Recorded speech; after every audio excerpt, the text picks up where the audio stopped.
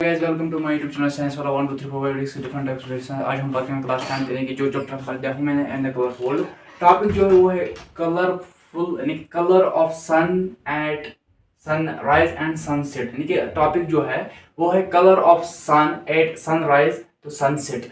तो यानी कि colour of sunrise and sunset यानी कि कलर यानी कि क्या कलर होता है सन का जब वो सनराइज यानी कि जब वो सन ऊपर आ जाता है हमारी जमीन पर, और सनसेट यानी कि जब वो हमारी जमीन पर नीचे जाता है यानी कि सन जब उबल जाता है यानी कि ऊपर आ जाता है उसका कलर क्या होता है, और जब वो नीचे जाता है हाँ तो वो उसका कलर क्या होता है। तो टॉपिक जो है वो है colour of sun at sunrise and sunset.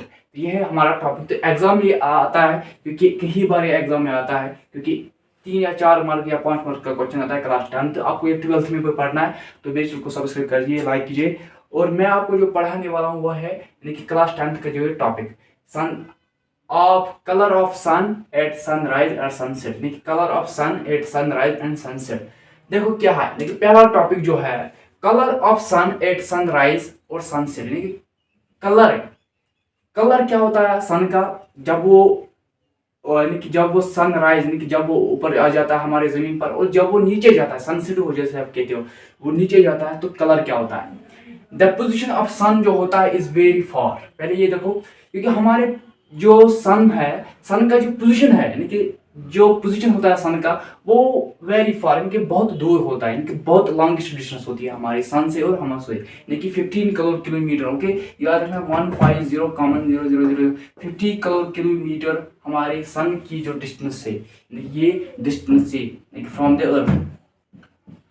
The earth okay अर्थ। तो 15 करोड़ किलोमीटर डिस्टेंस है हमारे सन के यानी कि अर्थ से लेके सिकेट तक। ओके सन तक। तो पहले ये बात रखो याद द पोजीशन ऑफ सन जो है is very far away from this always यानी कि जो पोजीशन ऑफ सन यानी कि सन की जो पोजीशन है यानी कि जहां सन पोजीशन यानी कि जिस पॉइंट पे जिस जगह पे सन है वो बहुत दूर है हमसे यानी कि इस जमीन से सन बहुत दूर है क्योंकि ये कहता है the point the position of the sun is very far away from us यानी कि बहुत दूर है यानी कि सन हमसे बहुत दूर होता है।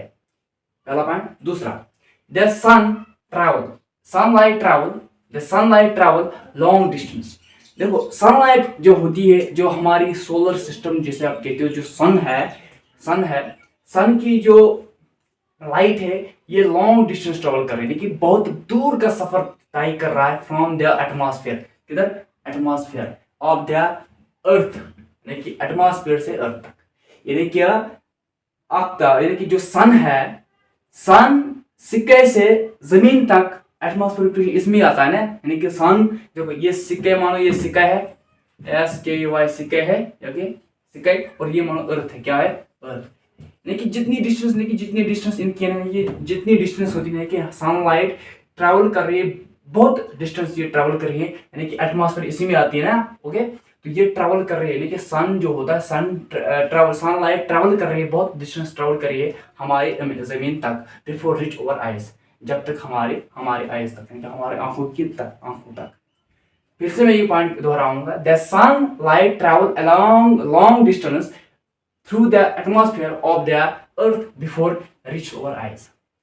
देखो सनलाइट जो होती है ये डिस्टेंस ये लॉन्ग डिस्टेंस तय कर रही है from the atmosphere of the earth यानी कि हमारे एटमॉस्फेयर यानी कि हमारे अर्थ तक ये बहुत दूर यानी कि बहुत दूर की डिस्टेंस तय कर रहा है हम तक पहुंचाने के लिए बिफोर रीच आवर आइज यानी कि ये फिर हम तक पहुंच जाती है यानी कि हमारे आंखों तक ये लाइट सनलाइट पहुंच जाती है। ये पॉइंट दूसरा। तीसरा पॉइंट क्या कर रहा है द स्कैटरिंग बिलो लाइट जो होती है द स्कैटरिंग बिलो लाइट जो है is more than scattering of red यानी कि बिलो लाइट जो होती है वो ज्यादा यानी कि वो जगह the scattering below light is more than scattering of red light यानी कि बिलो लाइट से ज्यादा रेड लाइट की स्कैटरिंग ज्यादा है। ये आपको पढ़ना है क्योंकि इसका क्वेश्चन भी आता है क्योंकि क्यों यानी कि आपको ये भी पढ़ना है यानी कि रेड लाइट यानी कि जो यहाँ पे जो आपके अभी यही पढ़ रहा है ना अभी आप लोग यही पढ़ रहे हैं colour of sunrise and sunset क्या होता है। देखो क्या कह रहा है, देखिए जो ब्लू लाइट की जो स्पेक्ट्रम है वो वेरी वेरी लो है, वेरी कम है, बहुत कम है। और इज मोर देन यानी कि जो स्पेक्ट्रम ऑफ रेड लाइट है वो बहुत ज्यादा है, यानी कि ब्लू लाइट की स्पेक्ट्रम कम है, इसीलिए वो हम तक कम ही पहुंच जाती है हमारी अर्थ तक। और जो रेड लाइट है वो हम उनकी स्पेक्ट्रम ज्यादा है, इसकी स्पेक्ट्रम वेवलेंथ फ्रीक्वेंसी बाकी कुछ इसकी स्पीड भी ये ज्यादा है रेड लाइट की, इसीलिए वो हम तक पहले पहुंच जाती है और उसके बाद ब्लू लाइट पहुंच जाती है। तो ये है तीसरा पॉइंट। चौथा point, as a result of this more red, देखिए इनका जो रिजल्ट निकल चुका है रेड लाइट हमारे जमीन तक यानी कि हमारे आंखों तक रेड लाइट ही पहले आ जाती है ऑफ अवे फ्रॉम कलर, यानी कि रेड लाइट हमारे आंखों तक पहले आ जाती है। ओके, तो it means as a result of this more red light reaches our eyes then away from other colours, यानी कि जो बाकी कलर यानी कि सन के जो बाकी कलर्स होते हैं, 7 कलर्स आपने पढ़े हैं कंटिन्यू डिस्कशन पॉइंट में, 7 कलर्स होते हैं, 7 कलर्स। ओके, ये आपने पढ़ा है डिस्कशन में। तो 7 कलर्स है, पहला यानी कि जो हमारे आंखों तक जो आती है वो आती है क्या, यानी कि वो आती है हमारी आंखों तक जो आती है वो आती है रेड लाइट, यानी कि रेड लाइट हमारी आंखों तक पहले ही आ जाती है। तो ये है इसका रिजल्ट।